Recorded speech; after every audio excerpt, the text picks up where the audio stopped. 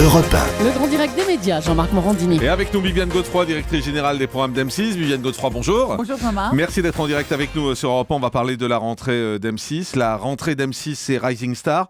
Vous savez ce qui se murmure dans les couloirs un peu partout concernant Rising Star ?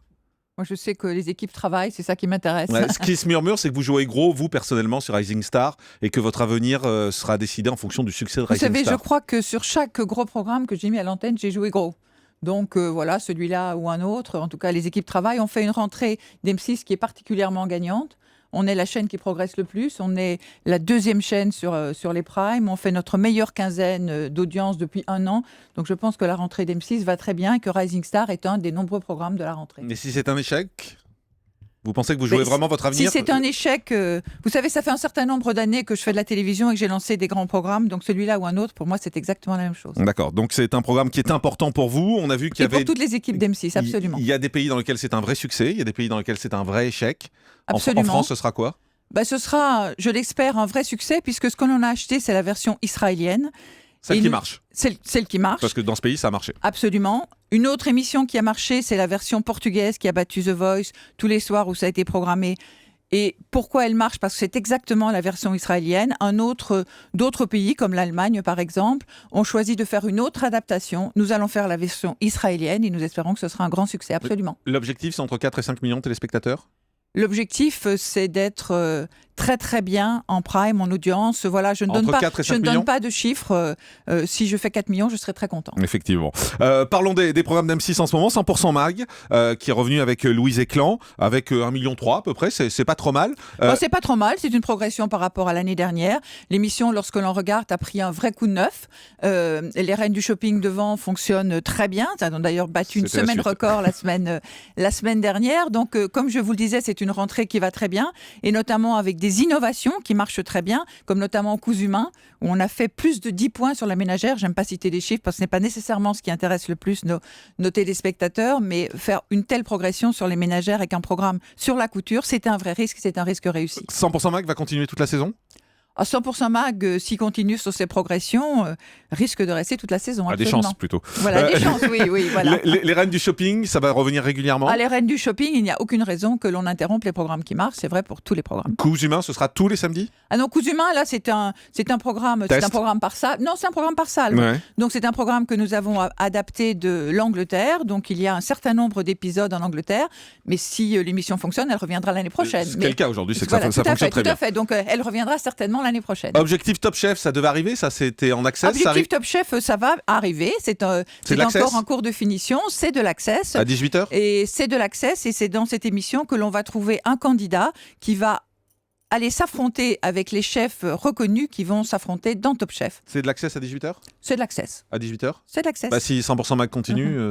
C'est de l'access, il y a plusieurs cases, nous avons déjà eu 3 cases d'access, c'est de l'access. Il y a également, bien évidemment, en plus de Rising Star, il y a le succès de L'amour est dans le pré. Le succès de L'amour est dans le pré, absolument, qui fait des audiences semblables à celles de l'année dernière. On était 13 fois leader sur 15. Pourquoi pas 2 autres fois ? Parce qu'il y avait un gros match de l'équipe de France. Pas de l'équipe de France, un gros match de la Coupe du Monde de foot. Voilà, donc à nouveau, un programme qui a montré que son succès pouvait perdurer pendant plusieurs années. Et la saison 10 est déjà en cours de tournage avec Karine Le Marchand. Effectivement, qui était venue nous le dire ici. Absolument. Top Chef, on a l'impression que c'est un peu usé, non ? Top Chef, on a subi une petite perte d'audiance l'année dernière. Vous avez viré tous les membres du jury, du coup ? Nous avons changé les membres du jury. Nous avons gardé Jean-François Piège, nous avons changé les membres du jury. Changer, c'est virer, c'est ça ? Non, pas virer, absolument pas. Vous savez, c'est pas comme ça que ça se passe. Certains avaient d'ailleurs envie de faire d'autres choses. Voilà, on a renouvelé profondément les membres du jury. On a aussi remodeler profondément l'émission pour revenir un peu au basique, être plus proche des gens, parce qu'on avait des épreuves tellement extraordinaires que les gens ne parvenaient plus à les refaire et à s'identifier. Donc ça va être profondément modifié cette année et ça va retrouver son succès sans problème. Vous en êtes convaincu ? J'en suis absolument convaincue. La France a un incroyable talent, là aussi c'est pareil, c'est un peu toujours pareil. Alors là, justement, cette année-ci, ce ne sera pas du tout pareil. Vous le savez peut-être, Jean-Marc, sûrement d'ailleurs, vu ce que vous faites, mais c'est le programme qui est vendu le plus à travers le monde. C'est le programme qui a battu cette année, après 10 ans, un record d'audience en Angleterre. Nous espérons donc battre un record d'audience pour cette année en France. Donc, programme profondément modifié, avec des épreuves, des castings qui sont enregistrés d'ailleurs cette semaine à Marseille. Également un nouveau jury, des nouveaux présentateurs, enfin Alex Good qui reste et Louise Eklund qui le rejoint. Je suis allée sur les castings la semaine dernière. Nous avons des talents formidables. Et là aussi, c'est une émission qui va retrouver toutes ces couleurs, qui ne les a d'ailleurs que très, très peu perdues. Qu'est-ce qui va remplacer Pékin Express ? On a plusieurs projets en cours. Projet d'émission d'aventure ? On a au moins un projet d'émission d'aventure et on a d'autres projets en réflexion. Et c'est quoi le projet d'émission d'aventure ? Ah ben là, j'avoue c'est un concept acheté ? J'adore tellement venir que je reviendrai. C'est ça, mais c'est un concept acheté ? C'est un concept que vous fabriquez ? Non, c'est un concept qui est inspiré, qui est adapté d'un programme étranger. Le meilleur pâtissier va revenir ? Le meilleur pâtissier Troisième revient saison. très très bientôt, absolument. Et le dîner presque parfait, c'est passé où ? Le dîner presque parfait, il a fait 10 ans, enfin non, peut-être pas 10 ans, 8 ans de bons et loyaux services sur M6. Il on est a dans un tiroir ? terminé. C'est fini ? Non, c'est fini, le dîner presque parfait, c'est fini. Et nous avons les reines du shopping qui ont repris. Donc le dîner très presque bien parfait ne reviendra pas ? Absolument, absolument. Très bien, ça c'est une information qu'on n'avait pas.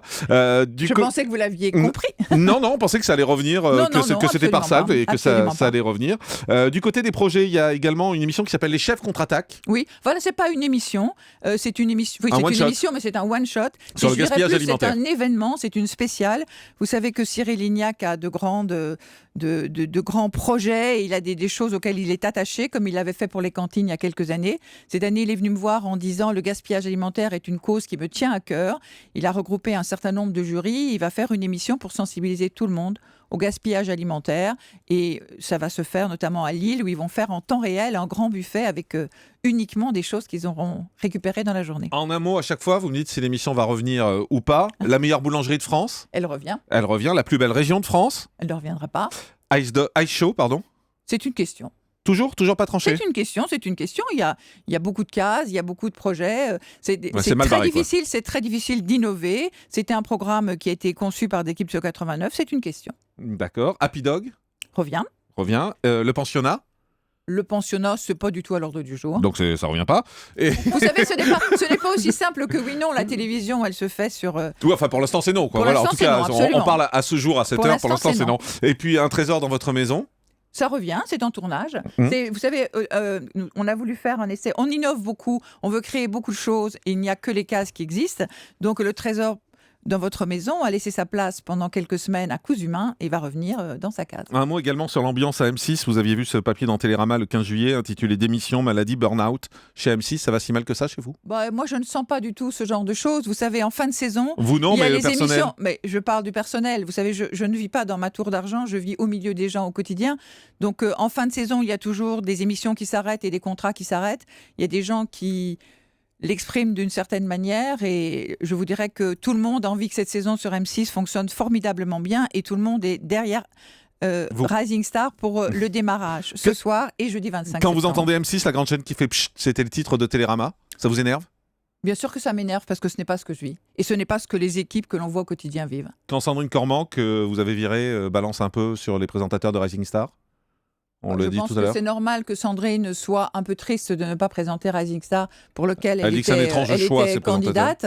On a toujours voulu innover sur les présentateurs. Guillaume Pley va faire pour la première fois de la télévision en première partie de soirée. C'est une grosse innovation. Ça correspond à ce que M6 a toujours fait. Je comprends vraiment que Sandrine soit triste. Elle présente très très bien des grands directs en Belgique et elle va continuer à le faire. D'accord, elle ne reviendra pas sur M6 en tout cas. Pas pour le moment non plus.